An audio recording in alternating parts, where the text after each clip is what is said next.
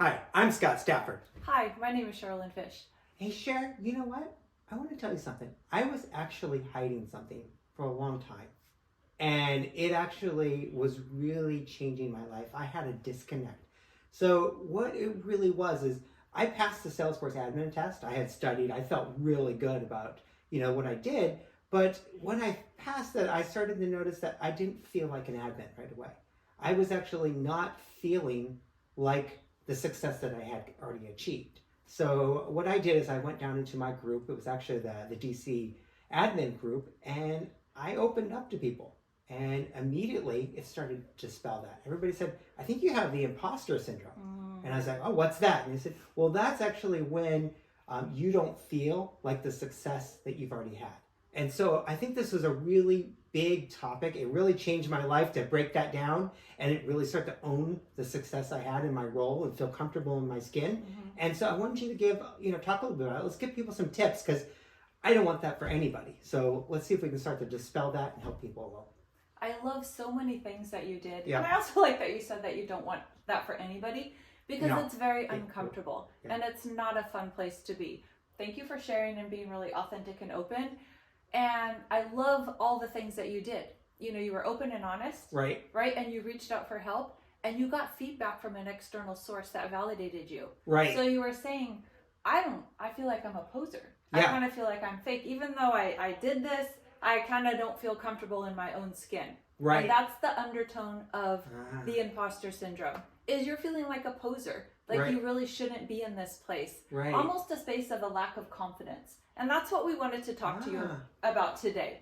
So there's two parties in the imposter syndrome, and one of them is yourself. And you have a subjective view of yourself. Right. And then there's those around you and how they see you. And sometimes they don't match. That's true. Sometimes yourself is actually, I'm not giving you accurate information, right? Mm-hmm. You're actually more judgmental upon yourself, or it's actually giving you a distorted view of reality, right? Yeah, and sometimes your brain can lie to you. Sometimes I use the analogy of a teacher. Right. So a teacher can... This is a great analogy. I love this one. Right, a reverse imposter syndrome. A teacher can see all the wonderful things in a child that they don't fully realize yet. And then a teacher kind of pours and invests into that child until it becomes a reality for them. Very good. And that's what I hope, as we kind of smash and help you kind of break down the imposter syndrome. Right. I hope that you can manifest that for yourself. Sometimes people refer to the imposter syndrome as being a hypocrite. Or, the root meaning of hypocrite is actor. In the olden days, they used to say that they were going to go watch the hypocrites. And that was people acting, pretending to be something that they're not. In this instance, we're encouraging you to be something that you are. In your little sphere, right? You did pass the Salesforce exam. And that test is carefully designed to make sure that you met the minimum, requirements. I mean, they spend a lot of time designing the question. So when you achieve it and pass it, you have met that bar. You are a subject matter expert, prepared, right, to take on that role. Yes, you still have a little bit of, opportunity to learn, right? And learning mindset would help there.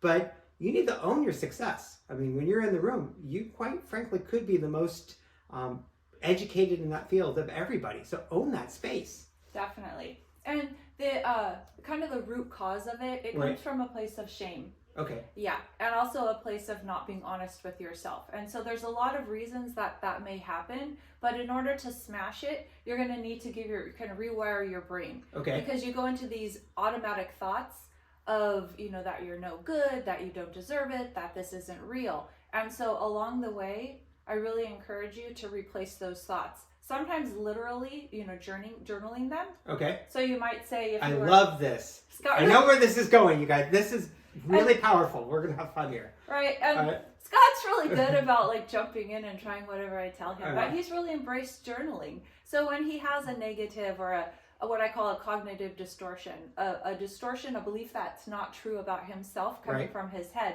write it down and then write down the opposite. I'm not smart. I didn't do good. So what is the opposite? I passed that exam with flying colors. So you really want to challenge it because you literally are rewiring your brain. Again, those beliefs and that natural bend for you to go to that place it's coming from a place of shame, you know, possibly from childhood. It's just a sense of bad self. And I really want to encourage you to rewire that. Right. And I love a lot of times Sherlyn says, don't just write it down, but actually say it out loud.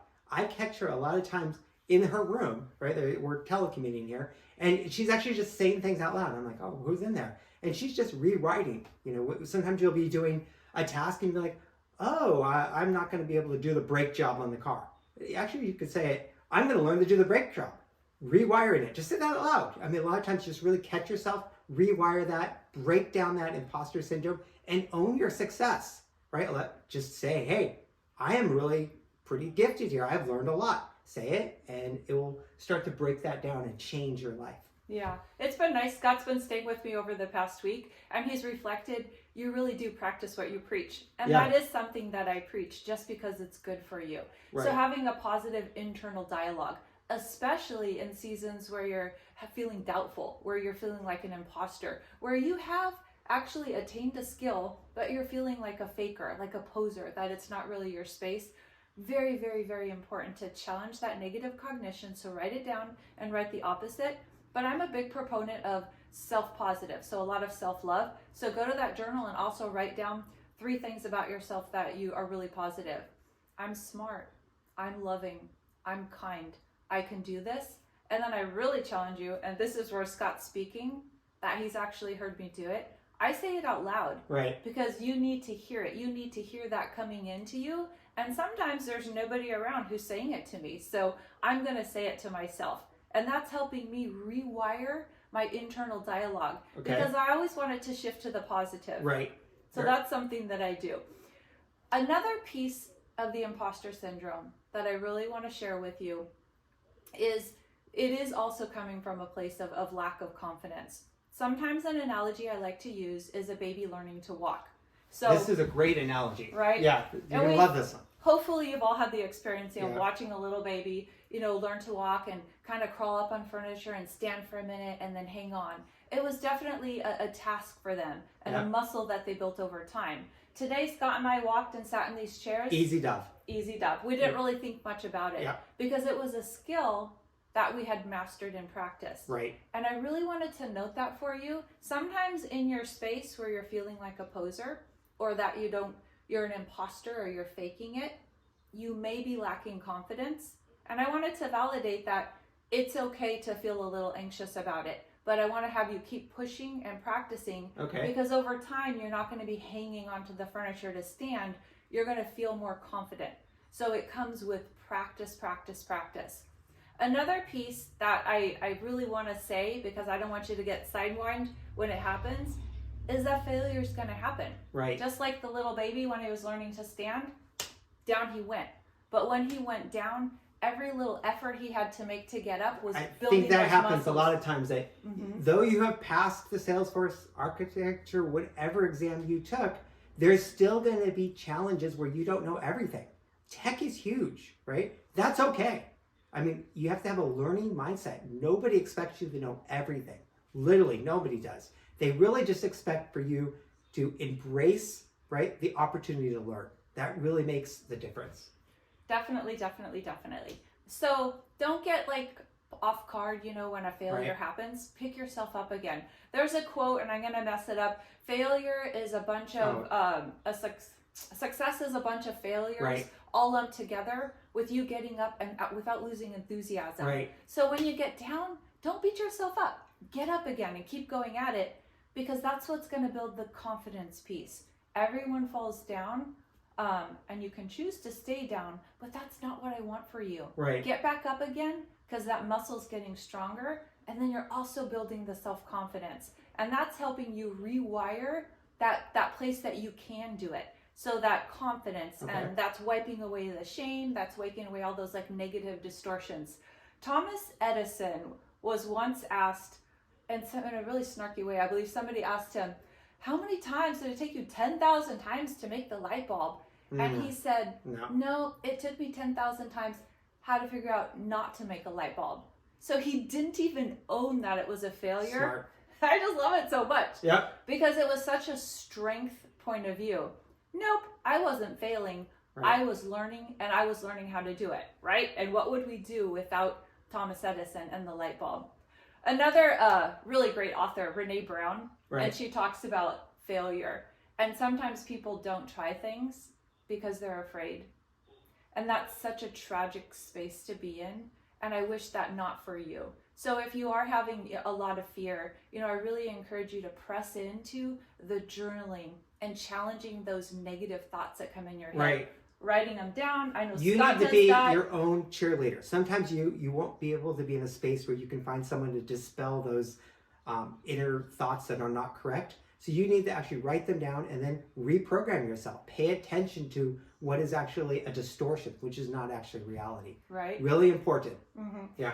Another point in her book, which I really, really liked, was if you've never felt a little fear or anxious, it might mean that you've never set the bar very high. Right. It might mean that you're not trying. So if life is all easy peasy, that could be the life you choose to live, but it might make you wonder, where's my bar? Because when you're challenging and pushing yourself, things are going to feel uncomfortable. And that's the piece I want you to press into. It's going to feel uncomfortable, but keep going. Because anxiety is something that we all experience in a healthy way to some degree. Right. I'll use the flying example. It's normal. I would say that most people feel a teeny bit. Some people are, easy peasy with flying, but it wouldn't be outside the norm for someone to say, yeah, I felt a teeny bit anxious when I got on the airplane. Exactly. But if you got on the airplane and your head went to, oh, the plane is going to crash, I'm not going to see my family again, all this horrible stuff, so who's going to feed my dog? And if you just spun down this rabbit hole of catastrophe, how is that going to help you?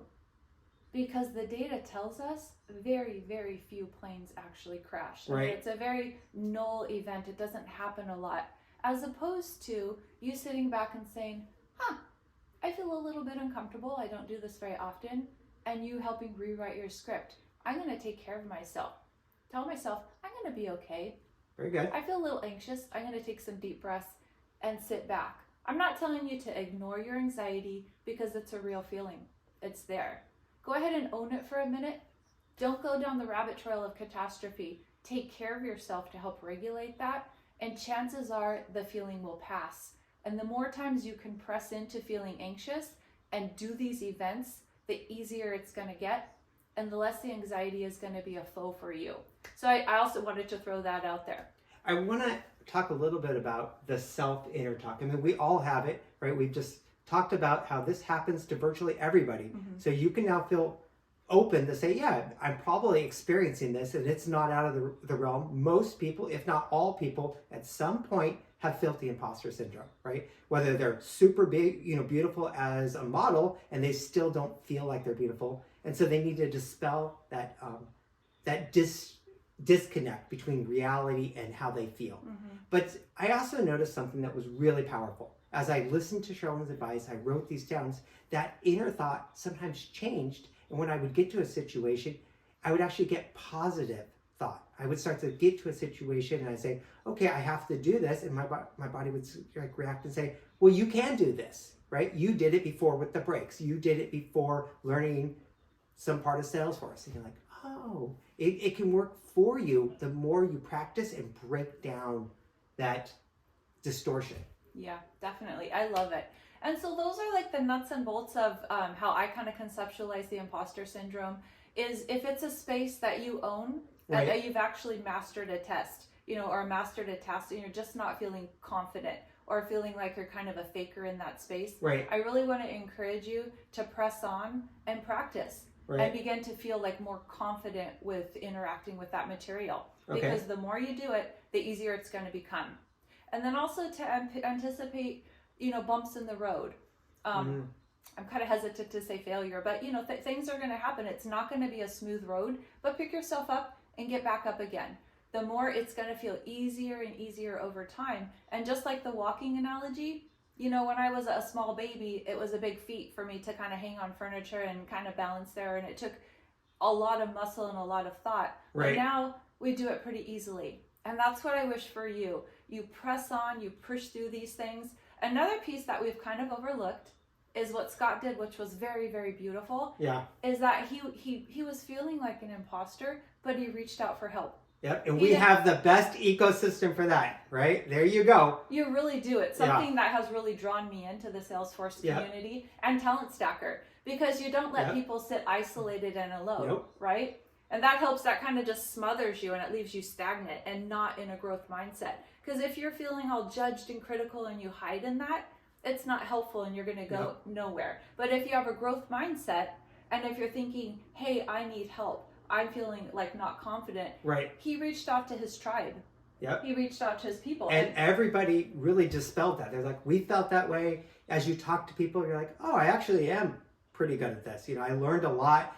You learn a lot of information when you're studying Salesforce. And a lot of times you'll actually, you know, dismiss that. But just the amount of information in tech is just incredible. So you have a lot to be proud of. So it's really important, no matter what you do, to own your success. Definitely, definitely.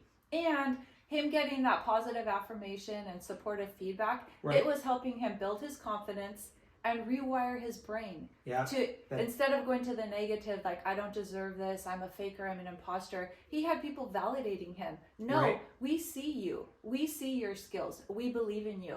And that was a time when he needed that. Sometimes you don't need it. Sometimes the confidence will get there for you without the external supports. Right. But we all have seasons where we need people to pour into us and build us up again. And that's perfectly fine. So I wish for you to reach your ceiling, and then I want you to bust it open and go for a higher ceiling. Right. And sometimes that means reaching out for help. Continue to rewrite that dialogue in your head, that script in your head. If you're saying, you know, I don't deserve this, I'm not good enough, really challenge you to challenge those bad cognitions in your head. If they're really negative and putting you down, write down the opposite. I do deserve this. I work hard. Absolutely. I'm smart. So those are just a few tips that we had. And I think that this was a really important episode, right? It happens to everybody, and we really want to make sure that we try to, you know, knock out that imposter syndrome as much as we can, right? As early as we can. So when you recognize it, take this advice, tell somebody, don't hide. That is not the way they deal with this, right? Don't just keep it internal. Make sure you tell somebody, and then they can help you deal with that and break that down. Because it's not based in reality. It's your mind playing tricks on you. Mm-hmm. And we need to retrain our mind to understand, to own our success. Right. Yeah, and I love the way you said that too, is owning your success. And I want you to live who you really are. Yeah. So if these things are true for you and you passed these exams, it would be really unfortunate if you lived in shame and not in belief in that. So I really, really want to encourage you to practice some of these tips so you could live in your reality and own your space. And for you to feel, you know, like who you really are. Thank you so much for for listening. We wish you the best, and keep watching for more tips. Thanks so much. Bye.